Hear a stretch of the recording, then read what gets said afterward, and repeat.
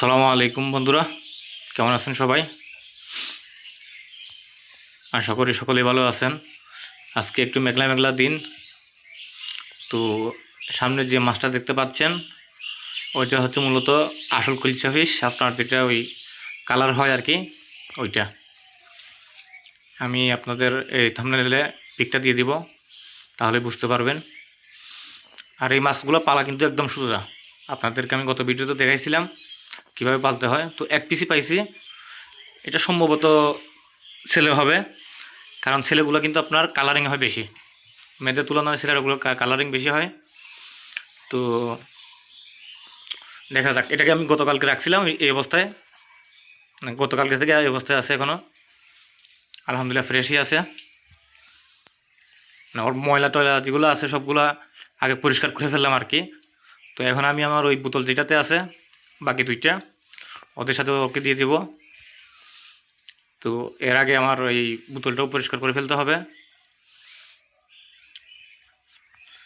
আর দেখতে পাচ্ছেন মাছের কোনো নড়াচড়া নাই, দেখে মনে হচ্ছে মারা গেছে, কিন্তু নাই, দেখেন মাশাল্লাহ। তো আমি চিন্তা ভাবনা করতেছি একটা অ্যাকুরিয়াম বানাবো, কাছের অ্যাকুরিয়াম বানিয়ে দেশি প্রজাতির মাছ রাখবো ওইখানে। তো ইনশাল্লাহ সুন্দরই লাগবে দেখতে। আর আপনাদের পাখি কেমন আছে, প্লাস হচ্ছে আপনারা কে কী শৌখিনদার কী কী শখ করে পালেন আমাকে জানাবেন, কমেন্ট করবেন। কারণ ইদানিং আমার রিচ অনেক কমে গেছে, কিন্তু এটা কিন্তু আপনাদের দোষে হয়েছে। আর আমি কিন্তু এতদিন ধরে ইউটিউব চালাই আপনাদেরকে ভিডিও দেখানোর জন্য। তো দায়িত্ব হচ্ছে আপনাদের কমেন্ট করে আমার রিচটা বাড়ানো, আপনাদের দায়িত্ব এটা। আপনারা আমাকে সহযোগিতা করলে আমি এগিয়ে যেতে পারবো, না হলে এগিয়ে যেতে পারবো না। আশা করি বুঝতে পারছেন। আর এইটা হচ্ছে আমার টিউবওয়েলের পানি, এটা পুকুরের পানিতে ছিল, যেহেতু আমি টিউবওয়েলের পানির মধ্যে রাখতে ওইগুলো রাখছি। আমার আয়রন নাই পানিতে, একটা সুবিধা, যার কারণে আপনার মাছ রাখা যায়, পানি চেঞ্জ করতেও সুবিধা। তো এই কারণেই আর কি রাখা।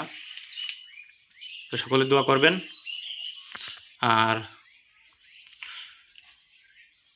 আমার আলহামদুলিল্লাহ পাখিগুলো সুস্থ আছে, সবগুলো পাখি। তো পাখির মধ্যে সেটআপের মধ্যে একটা পরিবর্তন নিয়ে আসতেছি কয়েকদিনের মধ্যে, ইনশাল্লাহ ওইটা ভিডিও দেখতে পাবেন। তো সবাই পাশে থাকবেন, আশা করি সুস্থ থাকবেন। আল্লাহ হাফেজ।